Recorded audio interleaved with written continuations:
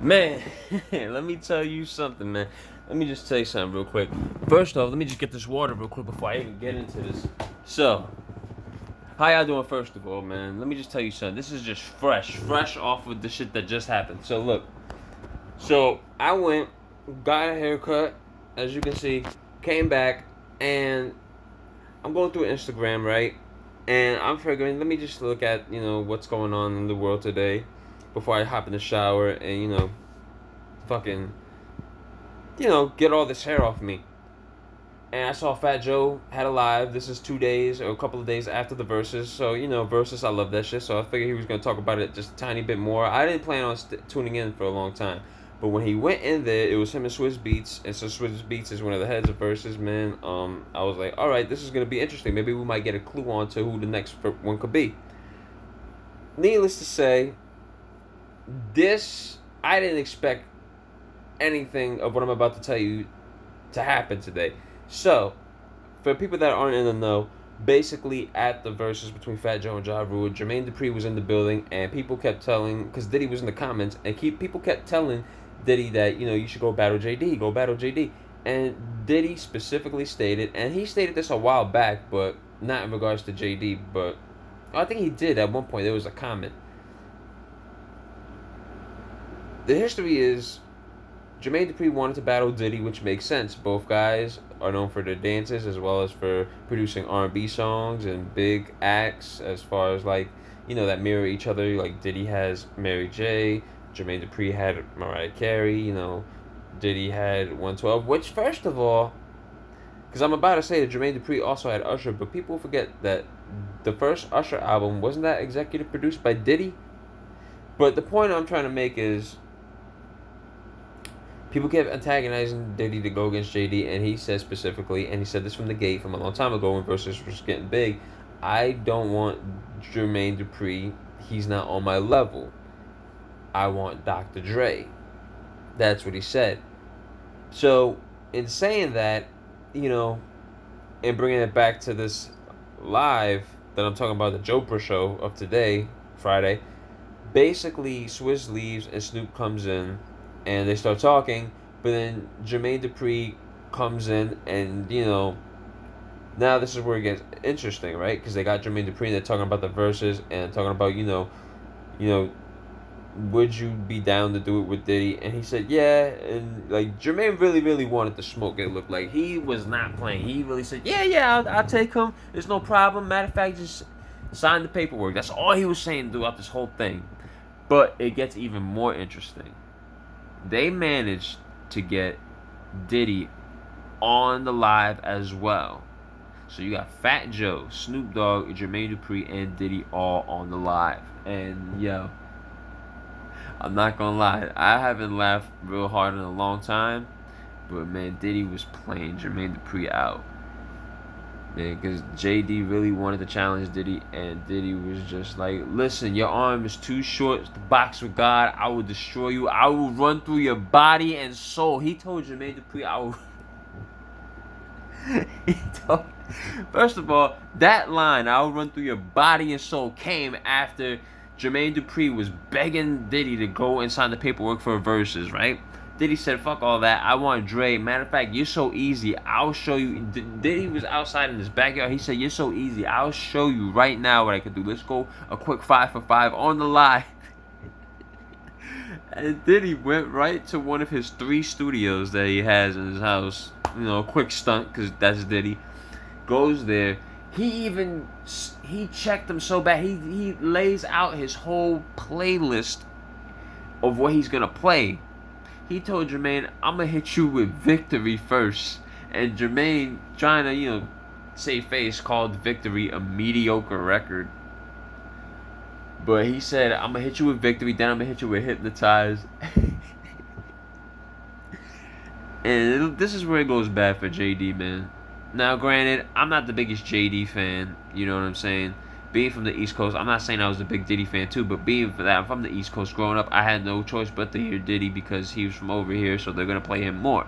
Not saying they didn't play a lot of JD hits around here, but at the same time, Diddy just fucking ran shit. So, the point I'm trying to make is, with all this happening, I'm waiting for Jermaine Dupri to play some records, because maybe, again, since I was surrounded a lot by Diddy stuff, there might be some Jermaine Dupri joints that I don't know about that he had a hand in that might just make me go like, okay, I see now. Because, like, I know the stuff he did with the Brat, and I think he did something with Drew Hill, Sleeping in My Bed remix.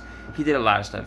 Bow Wow, Crisscross, Usher Records, even his own stuff. You know what I mean? Again, that song with Jay-Z that he had off Volume 2 and his own album of that same year. But the point I'm trying to make is, Diddy said, alright, you know what? Fuck telling you what I'm going to have on my list. I'm going to play you. He played Hypnotized. He played Victory. I think he played I Need a Girl Part 2 with Genuine. He starts ringing off a bunch of songs, and not only is Diddy begging Jermaine Dupri to play a record, Snoop was begging him to play a record, Fat Joe was begging him to play a record. Scratch that. Go into the comment section. Everybody was in there. Angie Martinez, Ninth Wonder, Tyrese, fucking who else? Swizz and Tim themselves, 21 Savage, Dallas Austin, I think, did I say Ninth Wonder? There was so many people. I'm trying to remember everybody off the top of my head. Oh, shit. Power 105 and Hot 97 were in there. Shit. Everybody that was famous was in there. Everybody. Surprisingly enough, though, T.I. wasn't in there. And T.I. was making videos recently talking about this whole New York versus Atlanta thing, and how New York doesn't give Atlanta, like, shots, or doesn't take them as serious or something like that. Well, this was the perfect time for Atlanta to kind of, and I'm not trying to hype up this whole East Coast versus South thing. I'm not, but I'm just saying, if T.I. and Jermaine, because Jermaine was talking a little bit of that too in this live, but if they both had that same, opinion, this would have been the great time to show at least the people that you feel in the East Coast that think that way of Atlanta, what Atlanta was really made of. And the reason why I say that is because all those people I mentioned that were in the comments, all those famous people, as well as Fat Joe, Snoop, and Diddy, were all begging JD to play a record. Play anything! And JD did not play a record at all until later on. And that's only after Diddy's reception got broken up, and Diddy came back in like once or 3 times in the live. He came back like 3 times in the live. He broke up twice, came back twice. I think Swizz came in for a bit, then Diddy came back, and then Diddy, yo, man, he played so much stuff, and they were begging Jermaine I'm scrambling words right now because this is crazy. Everybody in the world was begging Jermaine Dupri to play a record, but Jermaine, I will respect Jermaine for this. He says that he known Diddy for a long time, and I could see Diddy trying to do this as a ploy to, show Jermaine his hand so that Diddy has a good idea of what's going to happen. But the fact that Diddy was ringing off a bunch, I think Diddy rang off more than 20. That just shows the confidence that he has in his catalog. So it kind of was a win-lose situation. Well, Diddy wins either way, because if Jermaine does play stuff, then he shows his hand. But if he doesn't, Diddy looks good because he played a bunch of stuff, and he's confident enough that his catalog is big that he could play more. So at this point, Jermaine is damn if he does and damn if he doesn't. So he decided to take the damn if he doesn't out and adamantly stated that if Diddy wants to play, he wants to come out and do the verses, sign the paperwork. Yo, Diddy, everybody was like, I'm not gonna lie, Diddy he controlled the narrative so well that even though I know what Diddy was trying to do, it even had me looking at JD like, damn, at least play something. Play something. You, T.I., and a lot of people cannot be here saying this stuff about New York not looking at Atlanta as, like, respectable, but you have the chance to battle your New York counterpart, and you don't really play. He played one record later on after Diddy called, after Diddy said that he would run through his body and soul, and he said that he was as soft as butter. He said Jermaine Dupri was as soft as butter.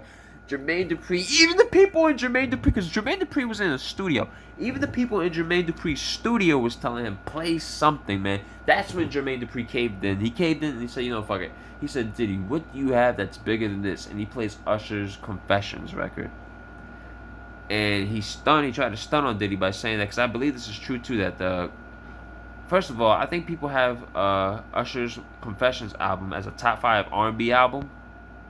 I don't want to jump off the ledge and say that that's like the Illmatic of R&B albums, because Mary J's My Life is up there in the top 5 as well. General consensus, not my opinion, but the general consensus is that both Diddy and Jermaine have a hand in albums that are like considered top 5 R&B. You know, Diddy has Mary J My Life, and Usher, you know, for Jermaine Dupri, My Confessions.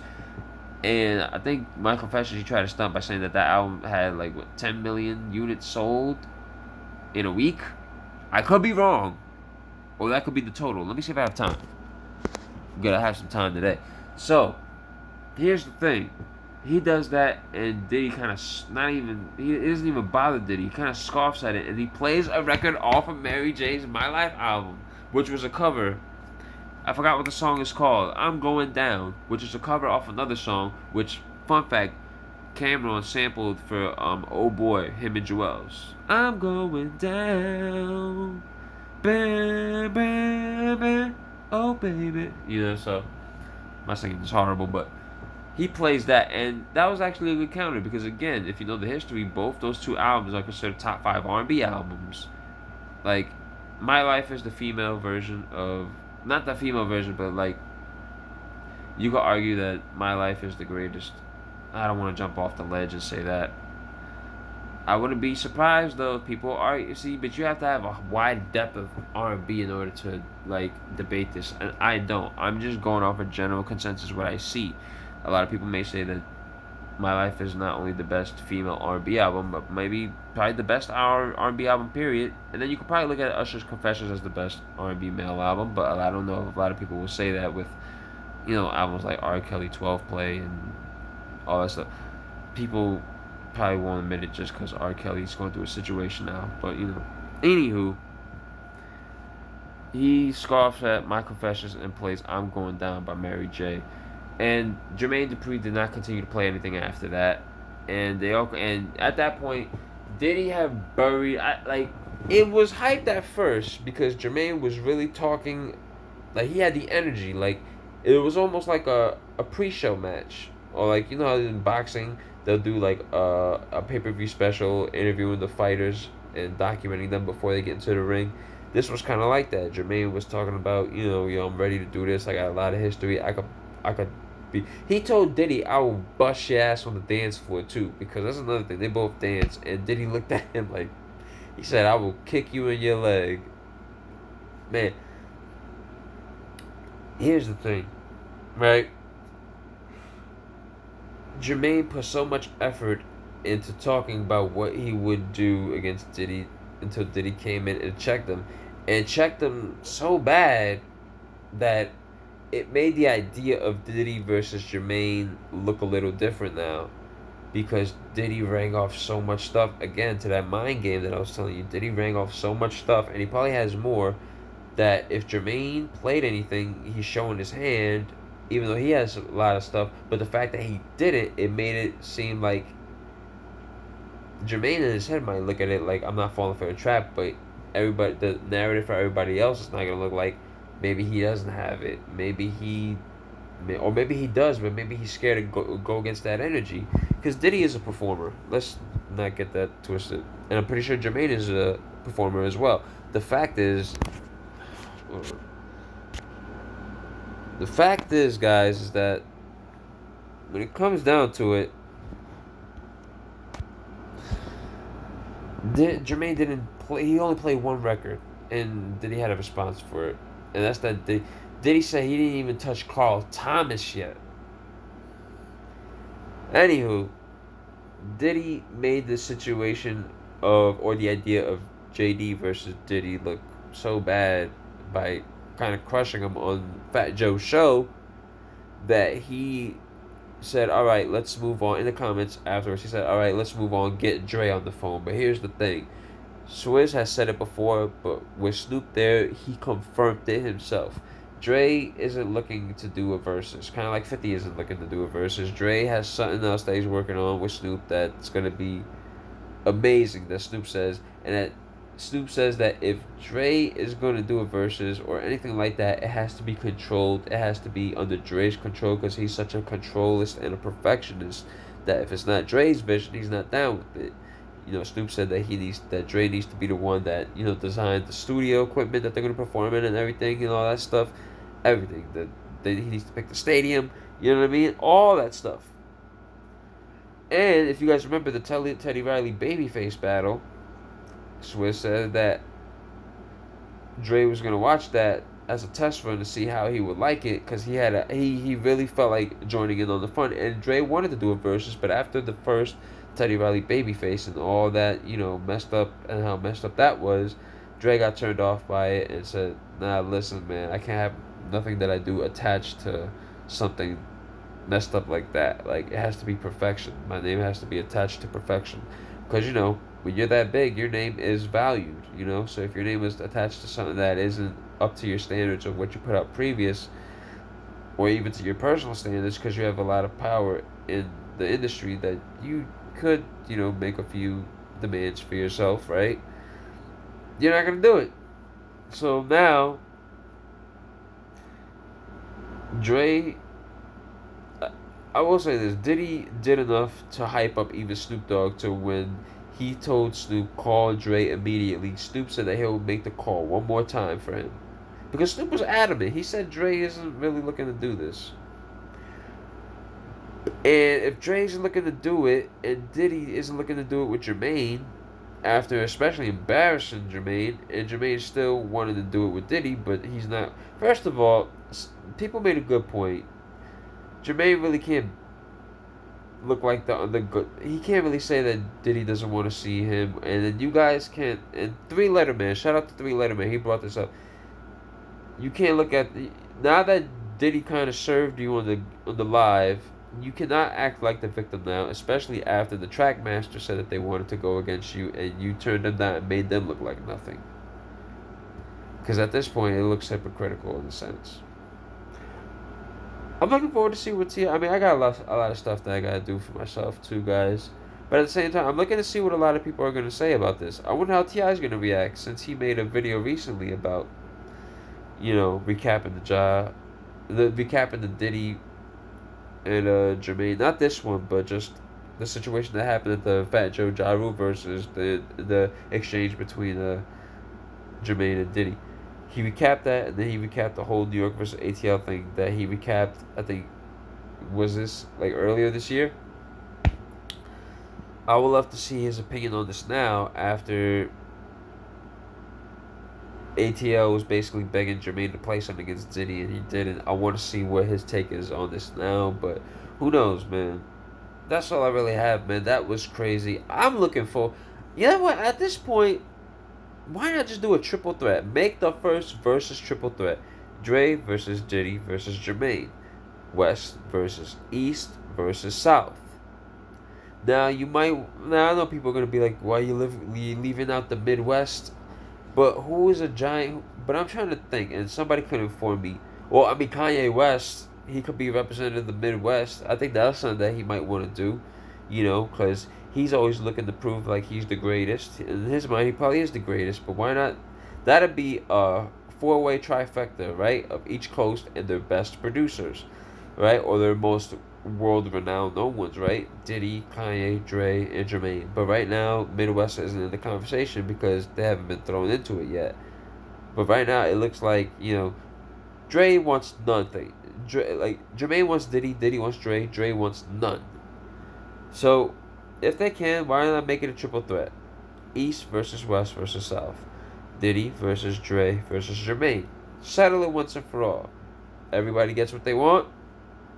And let Dre pick the sound equipment and everything. Everybody's happy. And we get to finally see who is the greatest. And have the winner of that go against Kanye. Now the Midwest is included. But yeah, that's it for me, guys. I just needed to report that because that was crazy. And I felt like if I didn't talk about it, especially fresh off, I'm not going to get the same I'm not going to be able to give the same emotion that I would later on when I'm already past it, man. But anyways, that's it, guys. I will leave you guys with that. And tell me what you guys think, man. Who would win in a triple threat? Diddy, Dre, or Jermaine? I want to say Dr. Dre because of the hip hop fan in me and the purist in me, but who knows, man? Who knows? All I know is that Diddy showed that he has some shit, and he was not afraid to show it. And that JD, I don't know. I don't. And at this point, if JD isn't enough for Diddy, I don't think he's gonna be enough for Dre either. But the fact that he's the underdog and he's willing to prove himself, I will salute him on that. Either way, whether it's Jermaine versus Diddy or Diddy versus Dre or all three in a three-way versus for the first time ever, I can't wait to see it. Anyways, guys, it's kind of late. I'm gonna go get my food, and I will see you guys next time.